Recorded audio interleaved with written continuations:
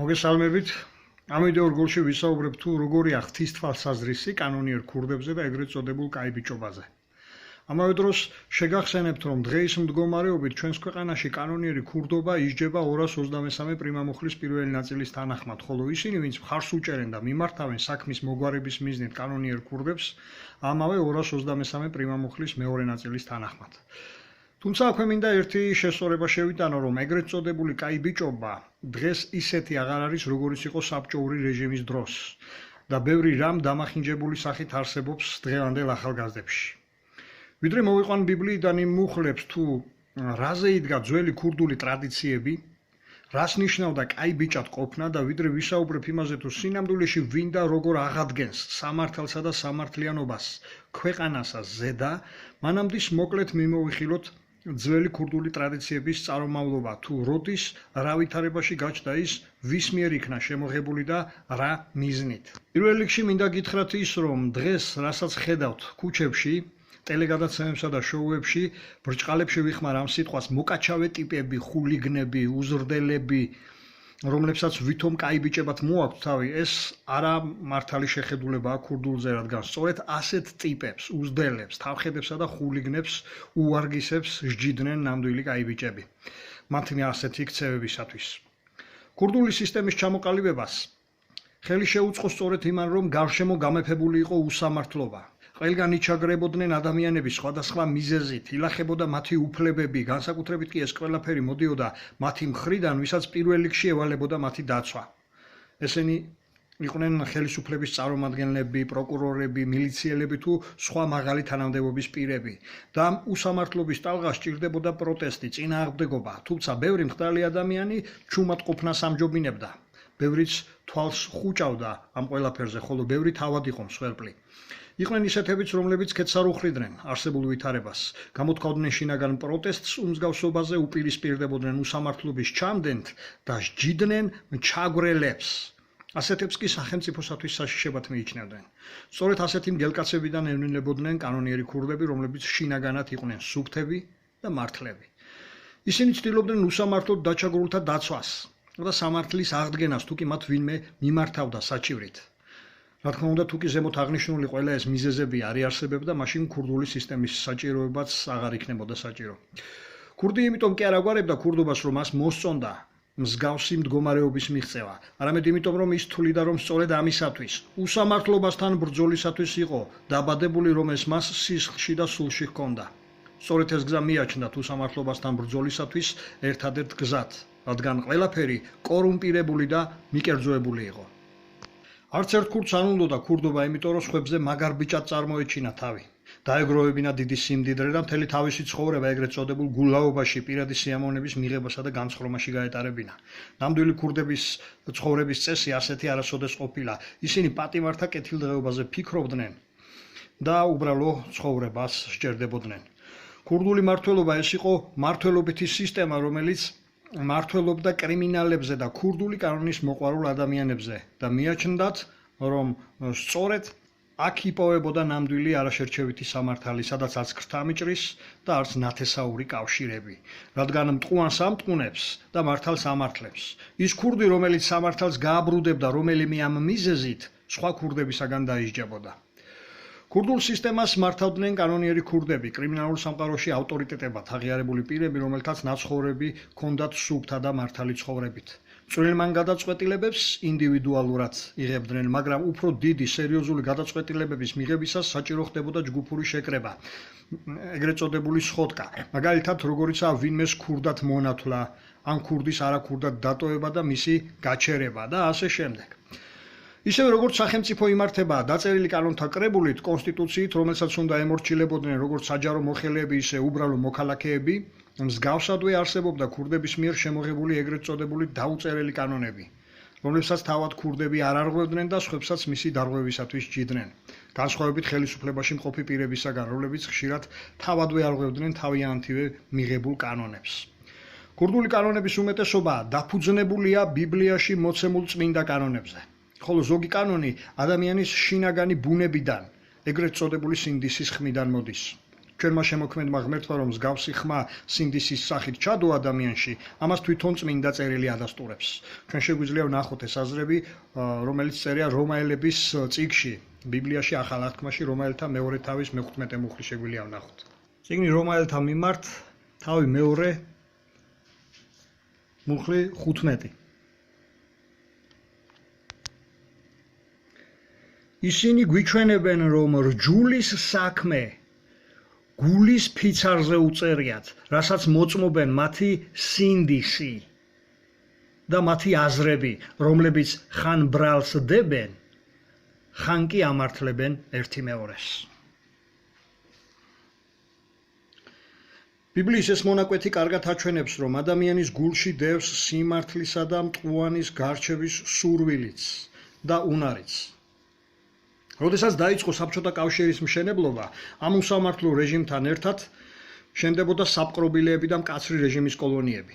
ყველას, ვისაც სახელმწიფოს მტრად ჩათვლიდნენ, აპატიმრებდნენ. ბოროტმოქმედთა და დამნაშავეთა გვერდით ისეთები ხდებოდნენ, ვინც უსამართლოდ იყვნენ დაპატიმრებულნი. საპყრობილეებში საჭირო ხდებოდა სიტუაციის გაკონტროლება, რომ მოძალადეებსა და უვარგისებს არ დაეჩაგრათ სუსტები და უდანაშაულოები. თავიდან რომ აერიდებინათ უმართავობა და უსამართლო სისხლის ღვრები, სწორედ ამ პირობებში დაიწყო ჩამოყალიბება კანონიერი ქურდის ინსტიტუტმა, თვითონ სახელმწიფოსავე ხელის შეწყობით, რადგან აუცილებელი იყო მოლაპარაკებები უსამართლო რეჟიმსა და პატიმრებს შორის სწორედ ამის მოგვარება დაიწყეს კანონიერმა ქურდებმა. ციხეებსა თუ ზონებში საჭირო იყო წესები, რომლებიც იქნებოდა ყველასათვის მიღებული, სამართლიანი და წმინდა, რომელიც გარკვეულ ბარიერებს შექმნიდა და რომელსაც ყველა დაემორჩილებოდა. საიდან უნდა მოეტანათ ასეთი წესები თუ არა ბიბლიაში მოცემული წმინდა კანონებიდან? რადგან უზენაესი ღმერთი ყველაზე სამართლიანია და მან ჩადო ადამიანებში ეს მთავარი ფასეულობა. შედეგად მანვე მისცა კაცობრიობას ბიბლია, სადაც განმარტებულია სამართლებრივი ნორმები. მასში მოცემულია კანონები, რომელიც სრულყოფილია და ისინი ადამიანთა შორის ურთიერთობებში პროპორციულობასა და სამართლიანობის საუკეთესოდ მოგვარების შესაძლებლობას იძლევა. სიმართლისა და სამართლის მოყვარული კაცები, ეგრეთ წოდებული კაი ბიჭები, ამ წმინდა კანონების მიხედვით მოქმედებდნენ. შეიძლება დღეს ბევრმა ბიბლიიდან არაფერი იცის, მაგრამ იმ დროისათვის არ არსებობდა ქურდი, ვისაც ბიბლიის ყოველდღიური კითხვა-ჩვევა არ ჰქონდა. თვითონ მთავარი ტერმინები ქურდად მონათლა და გრეხი, იგივე ეს ცოდვა ბიბლიური ტერმინებია. ხოლო რაც შეეხება თავად ქურდებს, ისინი ცხოვრობდნენ და მოქმედებდნენ ბიბლიაში ნახსენები მსაჯულებისა და უხუცესების მსგავსად. ჩვენ შეგვიძლია შევეხოთ შემდგომში ამ ზოგიერთ მათგან კანონს. ადამიანებს შორის უთანხმოების მოგვარებისას და საქმეების გარჩევისას სამართლიანობის პრინციპები დაცული უნდა ყოფილიყო. მოდი ახლა შევეხოთ ჩვენ ამ ბიბლიურ კანონებს, რაზეც იდგა ძველი ქურდული ტრადიციები. მაგალითად, დავიწყოთ კანონის წიგნი, იგივე მეორე რჯული შეგვიძლია ვნახოთ, მე-16 თავი. მეორე რჯულის თავი 16 დავიკითხავ მე-18, მე-19, მე-20 მუხლებს. დასხი მსაჯულები და რჯულის კაცები შენიშტოვებიდან ყოველ ქალაქში, რომელსაც მოგცემს უფალი, შენი ღმერთი, რათა მისცენ ხალხს მართალი, სამართალი. სამართალს ნუ გაამრუდებ, მიკერძოებული ნუ იქნები და ქრთამს ნუ აიღებ.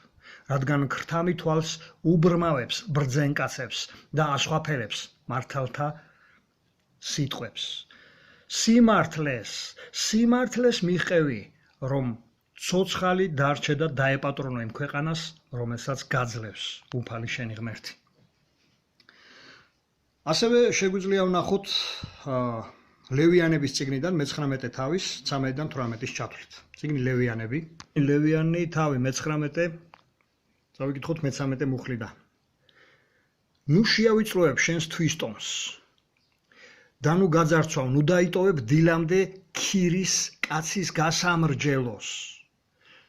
ნუ გაქირდავ ყრულს და ნუ დაუდებ ბრმას წინ საბრკოლს. გეშინოდეს შენი ღვთისა, მე ვარ უფალი.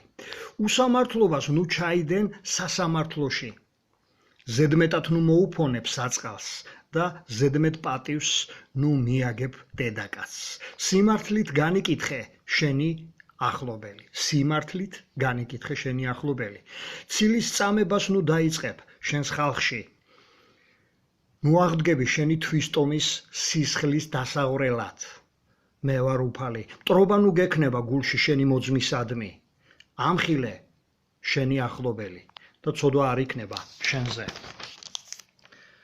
ნუ იქნები შურის მაძიებელი და ბოღმას ნუ ჩაიდებ შენი თვისტომის მიმართ. გიყვარდეს შენი ახლობელი როგორც თავი შენი. მე ვარ უფალი. ასევე შეგვიძლია ვნახოთ კვლავ კანონის მეორე რჯულის პირველი თავის 16-17 მუხლები. მეორე რჯული პირველი თავი 16-17 მუხლებს წავიკითხავ. მაშინ უუბრძანეთ თქვენს მსაჯულებს. მოусმინეთ თქვენს მოძმეებს და საჯეთ სამართალი ერთმანეთს შორის, მათსა და მათ მდგმურს შორის. მიკერძოებული ნუ იქნები სასამართლოზე. ერთნაირად მოусმინეთ მცირეს და დიდს. ნუ შეგეშინდებათ კაცისა, რადგან საღვთო საქმეა სამართალი. აქაც ხედავთ პირდაპირ მოწოდებაა, რომ კაცსა და კაცს შორის ყოფილიყო სამართლიანობა აღდგენილი, საჭირო იყო ვიღაცაებს განესაჯათ ეს და ყველასთვის მოესმინათ თანაბრად, რათა მიიღოთ მართალი გადაწყვეტილებები. აქვე შეგვიძლია ვნახოთ წიგნი გამოსვლა 23 თავი. გამოსვლა თავი 23 პირველ მეორე მესამეს წავიკითხავ ჯერ. ცრუხმები არ დაყარო, ბოროტ მოქმედს არ დაუჭირო მხარი, ცრუ მოწმობით. უმრავლესობას ნუ ახვევი ბოროტ საქმეში. ნუ გადაიხრები უმრავლესობისაკენ და ნუ გაამრუდებ სამართალს. შეღავაც ნუ გაუწებ გაჭირვებულს მისი სადაო საქმეში. რახამ გაჭირებულია და ტყუის, ამიტომ შეღავათის გაწევა არ შეიძლებოდა. ის ტყუანი უნდა გამტყუნებულიყო. პირდაპირ მოუწოდებდა წმინდა წერილი. ასევე აქვე ამავე თავის მე-6-მე-7-მე მუხლებიც ვნახოთ. ღარიბი კაცის სამართალს ნუ გაამრუდებ. ერიდეს სიცრუეს, უდანაშაულოს და მართალ კაცს ნუ მოკლავ, რადგან ბოროტ მოქმედს არ გავამართლებ. ქრთამს ნუ აიღებ, რადგან ქრთამი აბრმავებს თვალხილულს და ასხაფერებს მართალთა საქმეებს. ასევე შეგვიძლია ვნახოთ ჩვენ ძველი ართქმიდან, მაგალითად წიგნი იგავების მესამე თავი. წიგნი იგავნი თავი მესამე, აქვე წავიკითხავ 22 მუხლი 29-30-31-ს. ავს ნუ დაუპირებ შენს ახლობელს, როცა ის იმედიანად ცხოვრობს შენთან. ნუ რავის გაუმართავ დალას უმიზეზოდ, თუ ავი არ გაუკეთებია შენთვის. ნუ გშურს მოძალადისა, ნუ აირჩევ მის გზას. შეგვიძლია ვნახოთ შემდეგიც. ესაა წინასწარმეტყველის წიგნი პირველი თავის მე-17 მუხლი. სიკეთის ქმნა ისწავლეთ, ეძიეთ სამართალი. ეძიეთ სამართალი, შეეწიეთ ჩაგრულს, განიკითხეთ ობოლი, ქვრივს გამოესარჩლეთ. ასევე შეგვიძლია ვნახოთ ეზეკიელის წიგნი მე-18 თავი, სადაც საუბარია მართალი კაცი როგორი უნდა ყოფილიყო. ეზეკიელ წინასწარმეტყველის თავი 18. და მოდით ამ თავიდან დავიწყებ ჯერ 5-დან 9-ის ჩათვლით მუხლებს წავიკითხავ.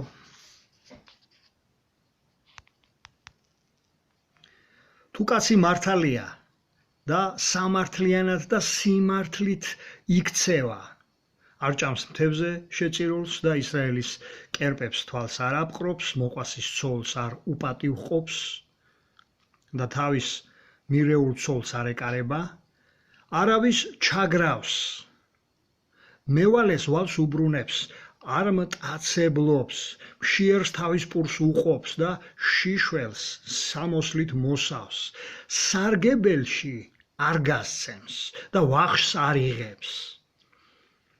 ხელს არიდებს უკეთურობას და მართალ სამართალს აჩენს კაცსა და კაცს შორის.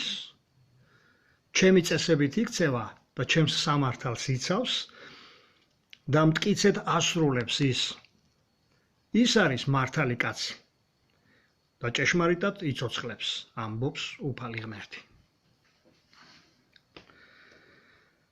ამ წმინდა კანონების თანახმად ქურდებათ მონათულები სხვებს დარღვევებისთვის, გრეხისთვის სჯიდნენ. სწორედ აი ასეთი ბიბლიური კანონებზე იდგა ძველი ქურდული ტრადიციები. უთანხმოებებს აგვარებდნენ კაცებს შორის, აი ამ წმინდა კანონების მიხედვით. მათი მიზანი მტყუარ მართალის გარკვევა იყო და დაზარალებულის დახმარება, მხარეების მოშველება და ასე შემდეგ. საქმის გარჩევისას ორივე მხარისათვის საშუალება უნდა მიეცათ ბოლონდის გამოეთქვა სათქმელი. ესეც იგავების მე-18 თავის მე-13 მუხლშია მოცემული, შეგვიძლია ვნახოთ. იგავები თავი მე-18 მუხლი 13. მოусმენრად პასუხის გაცემა სიბრიყვია და სირცხვილი. ანუ საჭირო იყო ბოლონდის მოსმენა ადამიანისათვის. ცრუ და ცილისწამებული სერიოზული ბრალდებების შემთხვევაში კი თავად ბრალდებელი უნდა დაესაჯათ. ესეც მოწოდებული იყო კანონის წიგნში. შეგვიძლია ვნახოთ მეორე თავი კანონის. რჯული იგივე კანონი თავი მე-19, 18-19 ვნახოთ მოვით. იგივე აზრია. კარგად გამოიძიონ მსაჯულებმა და თუ ის მოწმე ცრუ მოწმე გამოდგა, ტყუილბრალად დაუბრალებია თავისი მოძმისათვის, ისე მოექეცით მას, როგორც თავად სურდა მოგცეოდა თავის მოძმეს და აღმოუփხვრი ბოროტებას შენი წიაღიდან. გარდა ამისა, ქურდებს ყოველთვის ახსოვდათ ის, რომ ყველა წარსდგება უზენაესი მოსამართლის ღვთის წინაშე თავის დროზე, თავიანთი საქმეებით. ამიტომ მათ ყოველთვის მხედველობაში ჰქონდათ მიღებული მათეს სახარების მე-7 თავი. პირველი, მეორე, მე-12 მუხლები. მოდი ვნახოთ ეს სახარება მათესი. სახარება მათესი თავი მე-7. ნუ განსჯით, რათა არ განისაჯოთ. ვინაიდან როგორი განსჯითაც განსჯით, იმნაირითვე განისჯებით. და რომელი საწყაულითაც მიუწყავთ, იმავეთი მოგეწყებათ თქვენ.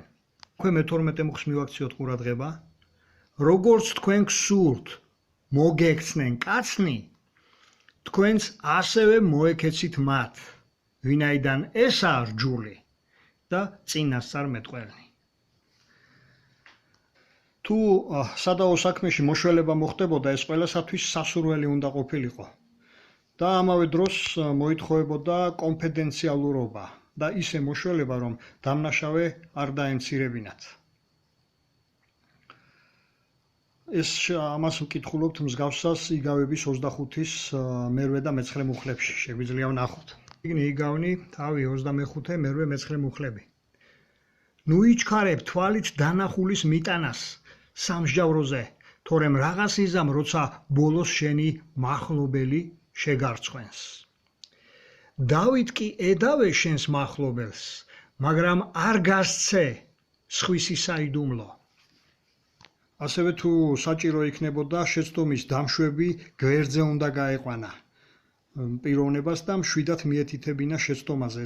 მაშინვე ჩხუბის დაწყება და ასეთი რამ არ იყო მართალის აქციელი, თუ შეატყობდე რომ ვინმე შეურაცხყოფას გაყენებს, ან ის რაღაც ესევე ჩხუბზე არ უნდა გადასულიყო პიროვნება და შეურაცხყოფასე გვერდზე უნდა გაეხმო და ცალკე აეხსნა მისთვის. და ასეთი სახით პიროვნება არ დამცირებულად არ იგრძნობდა თავს და ნამდვილად გამოასწორებდა თავის შეცდომას. მსგავსი მოწოდება არის მათეს სახარებაში მე-18 თავის მე-15 მუხლი. სახარება მათესი თავი მე-18 მუხლი მე-15. ხოლო თუ შენი ძმა შესწოდავს შენს მიმართ, მიდი და ამხილე, როცა მარტო იქნებით ორივენი. და თუ შეისმინა შენი, შეგიძენია შენი ძმა. ანუ თავარი ის კი არ იყო, რომ პიროვნება შეურაცხყოფის გამო ესევე მოეთხოვა პასუხი. თავარი ის იყო, რომ შეეგნებინებინათ ადამიანისათვის. რომ მას შემდგომში, რა თქმა უნდა, პიროვნება, რომელიც შეიგნებდა თავის შეცდომას, ის აღარასოდეს გაიმეორებდა არც მისი და არც სხვების წინაშე. კაცის გამოსწორება ითვლებოდა მთავარ მოწოდებად. საბჭოური რეჟიმის დროს ყოველთვის საპირისპიროდ სასამართლოებში ხდებოდა მიკერძოება, ქთამისაღება, დამცირება. ამიტომაც ღარიბებსა და სუსტებს, რომლებიც თავს დაჩაგრულად გრძნობდნენ, ქურდების იმედი ჰქონდათ. რადგან ქურდებთან თუ კი მივიდოდნენ საჩივრით, ყოველგვარი ფულის გადახდის გარეშე, ისინი მოუგვარებდნენ მათ სამართალს. ვისაც ბევრი ფული თუ რაიმე თანამდებობა ჰქონდა, პროკურორიც მისკენ იყო და მოსამართლეებიც. ამიტომაც სამართლის მაძიებელს დაჩაგრულებს ყოველთვის ჰქონდათ კანონიერი ქურდების იმედი. ქურდობა რომ მოეგვარებინა პიროვნებას პირველ რიგში, ის არ უნდა ყოფილიყო თავად შემჩნეული სხვების მიმართ უსამართლოდ მოპყრობაში. ყველას თვალში მოსაწონი ეგრეთ წოდებული კაი ბიჭი უნდა ყოფილიყო სუფთა, ყველა დამამცირებელი გრეხისაგან და მართალი ყველას თვალში. მის სიტყვებს ყოველთვის ძალა უნდა ჰქონოდათ. ნარკომანები ვერასოდეს ვერ გახდებოდნენ ქურდები, ეს დარღვევა იყო ძველი ტრადიციებით მაცხოვრებლებისთვის, ეგრეთ წოდებული ძველი ბიჭებისთვის, რადგან წამალ დამოკიდებულებას არამართალ ქმედებამდis მიყავდა ბევრი ადამიანი. ყოველ შემთხვევაში 50%-ზე მეტი ნარკომანებისა ბერძნულ დრამეზე იყო წამსვლელი, ლომკის გამო, წამლის გამო. ბევრს კი დღეის მდგომარეობით იმიტომ უნდა ქურდობა, რომ ბევრი წამალი იკეთოს და აქაც ცდებიან სწორედ. ქურდები ნარკომოვაჭრეებს, ეგრეთ წოდებულ ბარიგებს ვერ იტანდნენ, რადგან ისინი თავიანთი მავნე ვრედნი საქმიანობით საფრთხეს უქმნიდნენ ადამიანების სიცოცხლეს და რაც მთავარია თვითონ ადამიანში არსებულ პატიოსნებას. ამიტომაც ნარკობარიგებთან არც კი ითანამშრომლებდნენ ძველი ტრადიციებით მაცხოვრებლები.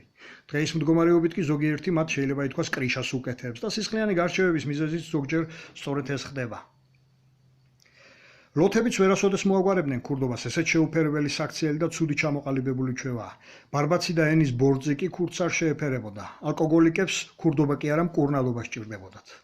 ქურდები როგორც სმაში, ასევე ჭამაში ზომიერები უნდა ყოფილიყვნენ. ქურდებს არ უყვარდათ ყბედობა, საუბარში შეიძლება საერთოდ არ იხმარონ უხამსი, გარყვნილი, ბიწიერი სიტყვები, ეს უფრო მოხულიგნო ტიპების ლექსიკონია. უზრდელები და თავხედები ქურდებს არ უყვართ. სწორედ ამას ითხოვდა ბიბლიაც. ქურდების უმეტესობას პირადი ქონება არც კი აინტერესებდა. რაც შეეხება მათ საცხოვრებლეს, ქურდების სახლად ციხე ითვლებოდა.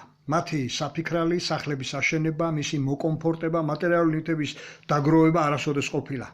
მათ უფრო სისტემის კეთილდღეობაზე უნდა ეზრუნათ, საპატიმროში არსებული პირობების გაუმჯობესებაზე და ყველაფერი უნდა ეღონათ იმისათვის, რომ სასჯელ მისჯილებს ნორმალური პირობები, კვება, სამედიცინო დახმარება, ჰიგიენა და სხვა ელემენტარული მოთხოვნილებები, რაც მათ კანონიერად ისედაც ეკუთვნოდათ, წესრიგში ყოფილიყო.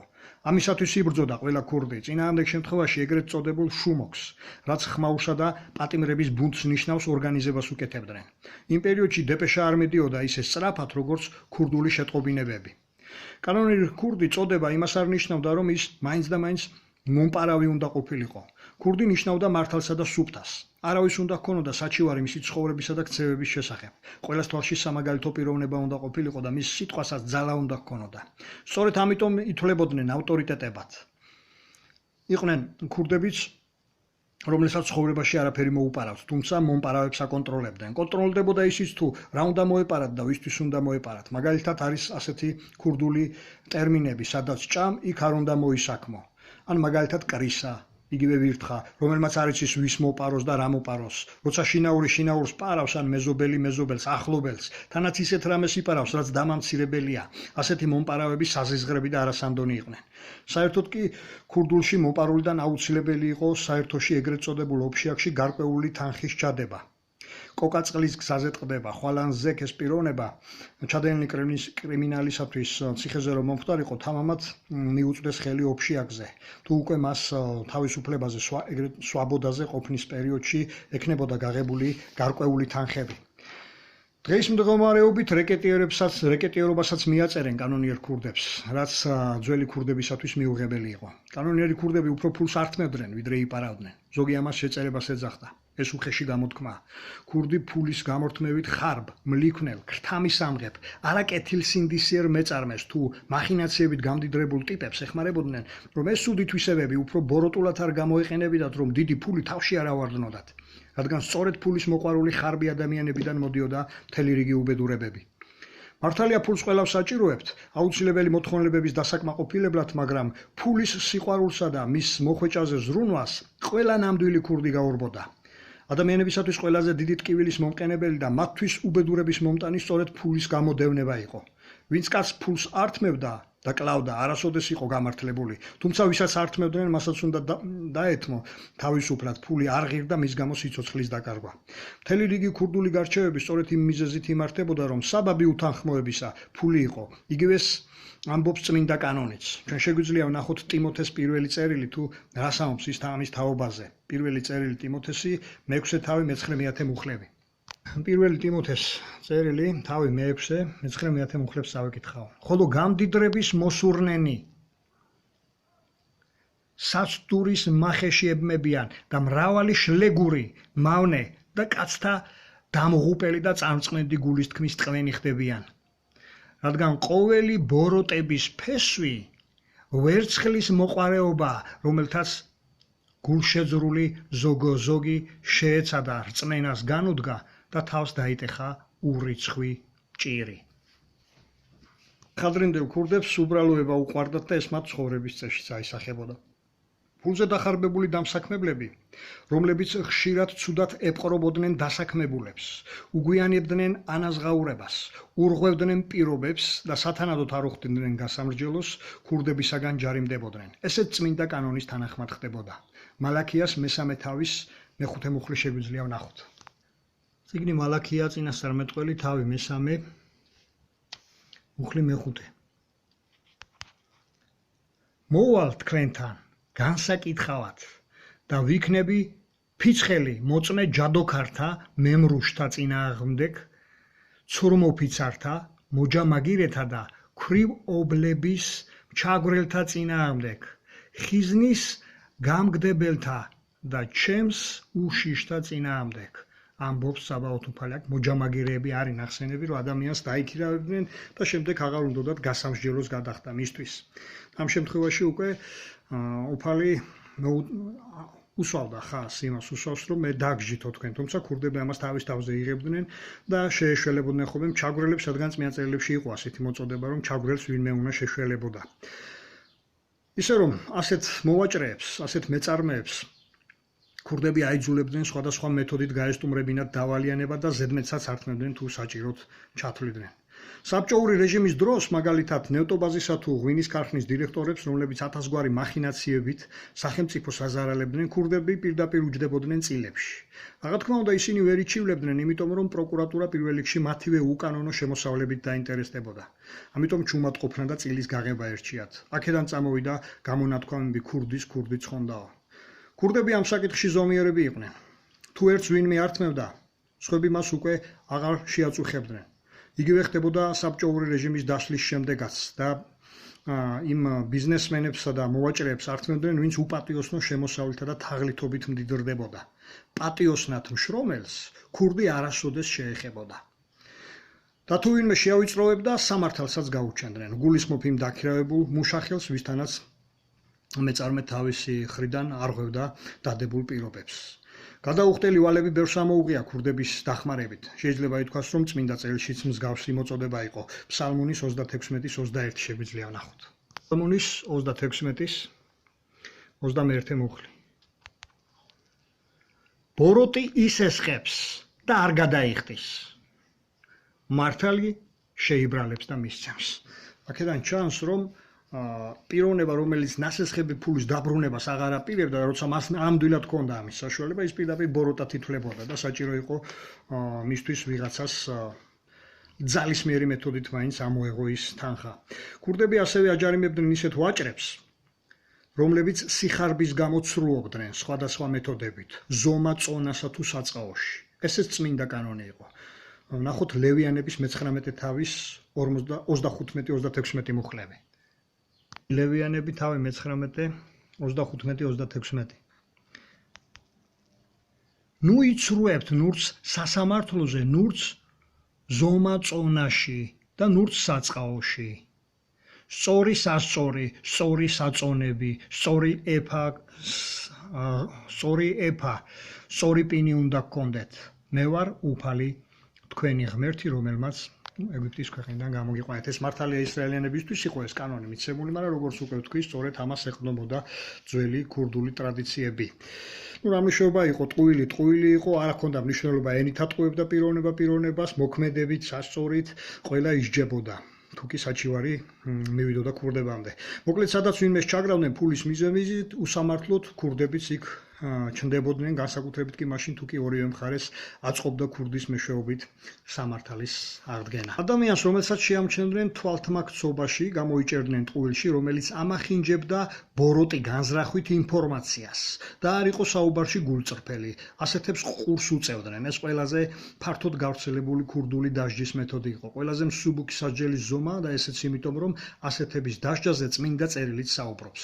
მოდი ვნახოთ მათეს სახარება 12:36. სახარება მათესი მე-12 თავი 36 მუხლი. ხოლო მე გეუბნებით თქვენ, ყოველი ფუჭი სიტყვისათვის, რომელსაც იტყვიან კაცნი, პასუხს აგებენ ისინი განკითხვის დღეს. მართალია, უფალიც მოითხოვს პასუხს განკითხვის დღეს, თუმცა იგივე სიტყობდნენ ქურდებიც. ნებისმიერი ადამიანის რომელიმე სადაო საქმეში არის მართალი, ის თავისუფლად ახსნის თავის ნალაპარაკებს.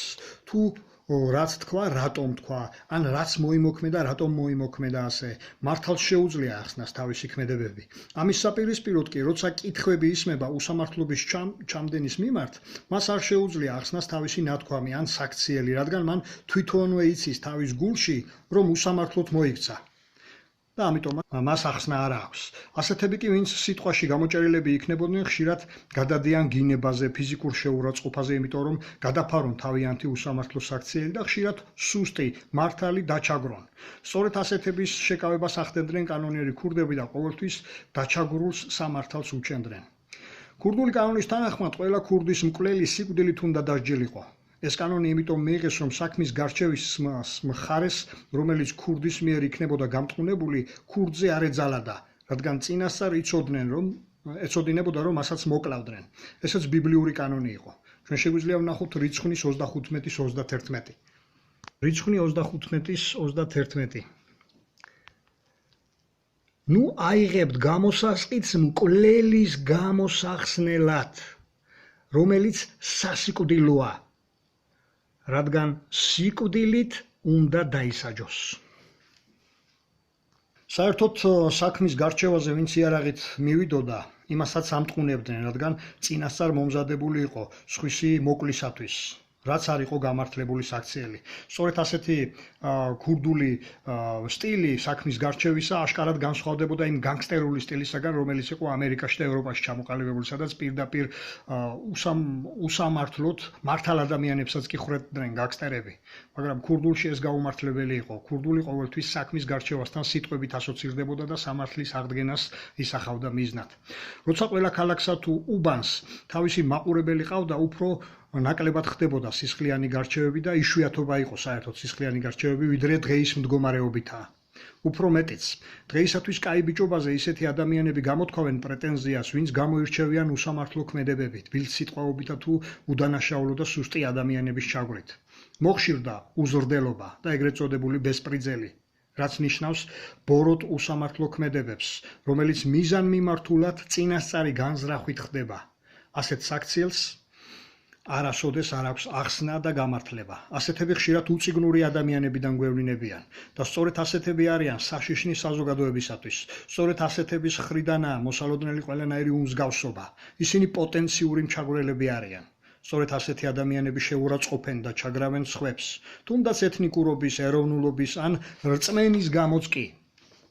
მაშინ როცა მსხვერპლი udანაშაულოა, რადგან ეროვნული სხვაობა და განსხვავებული რწმენა ხელშეუხებელია, რადგან ყველას ჰქონდა და აქვს უფლება ერწმუნა ის, რაც უნდა რომ სწამდეს და მხოლოდ იმ მიზეზით ადამიანის დაჩოგრა, რომ ის სხვა ეროვნებისაა ან სხვა აღსარებლობისაა, ეს ჩვეულებრივი ბესპრიძელია.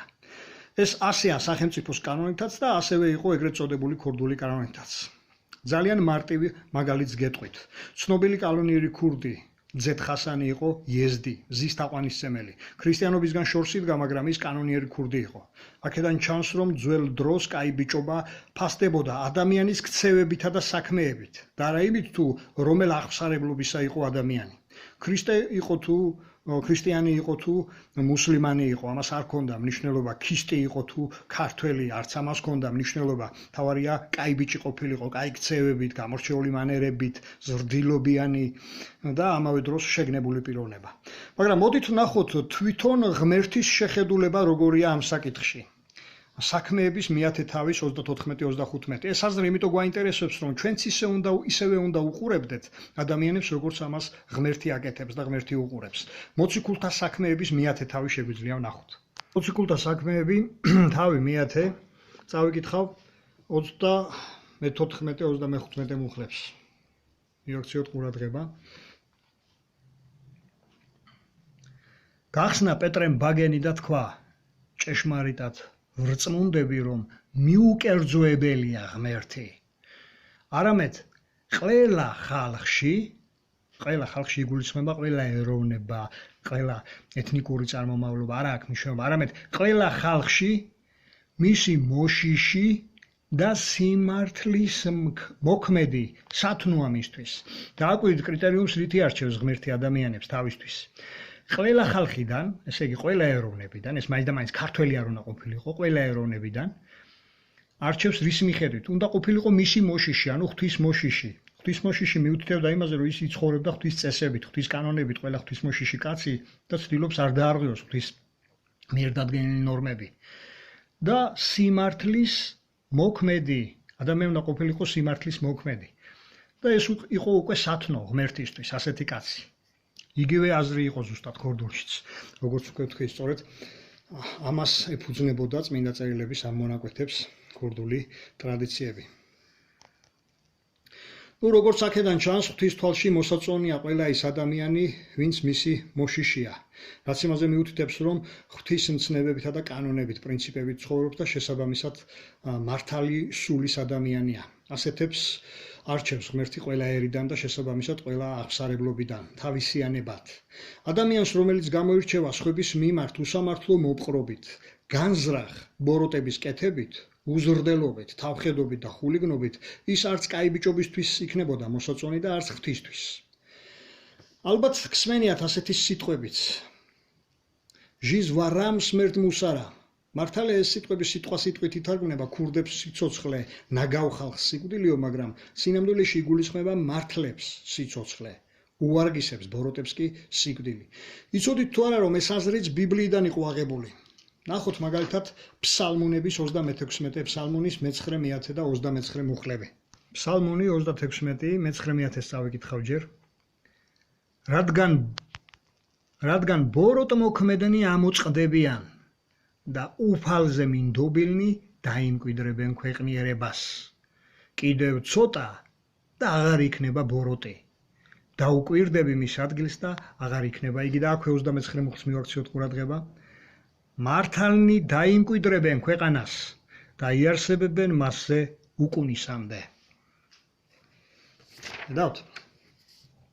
ამ მუხლებიდან კი ის დასკვნა კეთდება, რომ უფალზე კარგად ვერავინ გამოარჩევს მტყუან მართალს.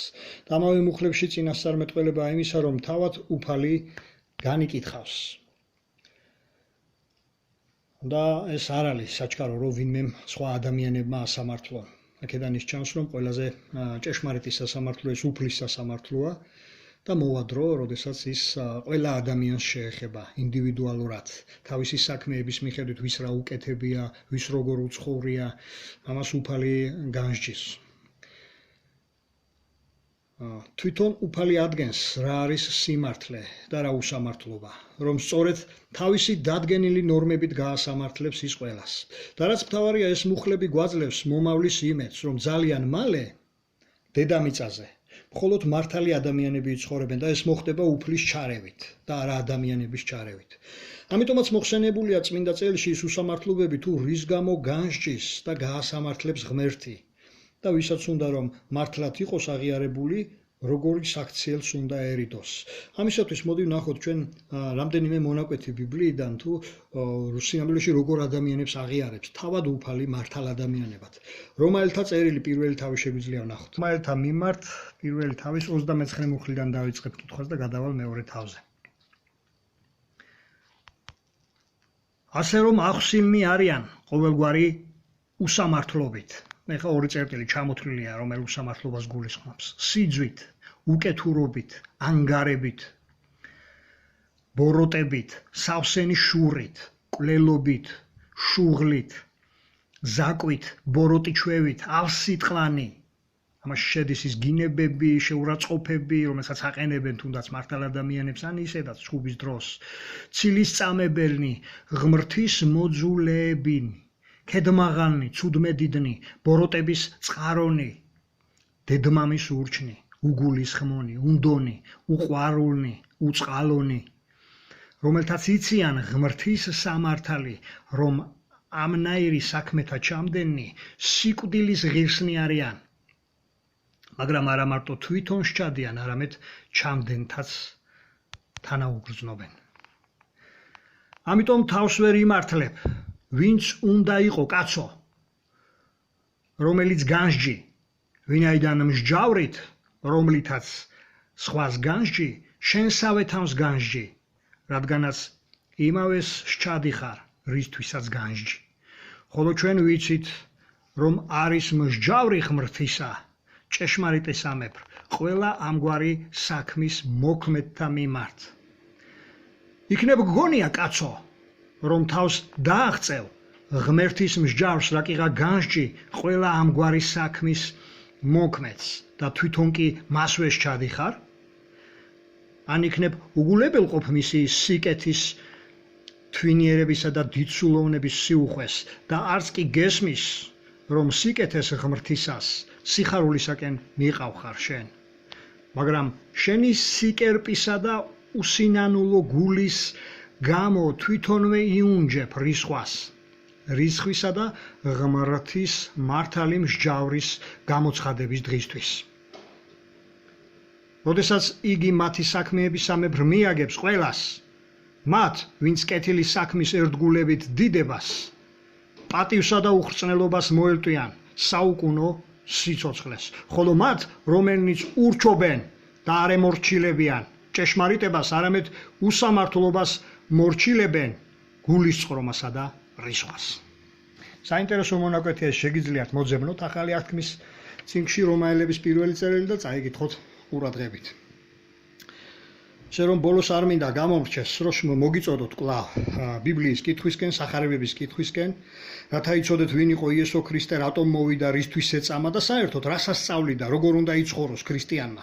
ადამიანი, რომელიც პრეტენზიას აცხადებს ქრისტიანობაზე და ქრისტეს შესახებ არაფერი წაუკითხავს, სულ ცოტა ტყუის, რადგან იგივე იქნებოდა თუ კი ადამიანი პრეტენზიას გამოთქვამდა ქურდობაზე და კაი ბიჭობაზე, მაგრამ საერთოდ გაგებაში არ იქნებოდა ქურდული ცხოვრებისა, იგივე არანაკლებ მატყუარა იქნებოდა და ამის გამო პასუხი მოეთხოვებოდათ.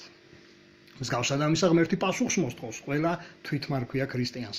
ისე რომ საჭიროა მეტი ცოდნა მივიღოთ ქრისტეს ცხოვრების შესახებ, ქრისტეს მოწოდებების შესახებ, იმ სწავლებების შესახებ, რომელსაც ქრისტე ასწავლიდა ყველა თავის მიმდევარს. შემდგომ ვიდეო რგოლში ვისაუბრებ ტატუირებაზე. თუ სიამოვნებაში საიდან შემოვიდა ტატუირება, რა ტატუირება რას ნიშნავდა და როგორი დამოკიდებულება უნდა ჰქონდეს მისადმი მორწმუნე ადამიანებს. მადლობთ რომ ისმენდით, შეხვედრამდე.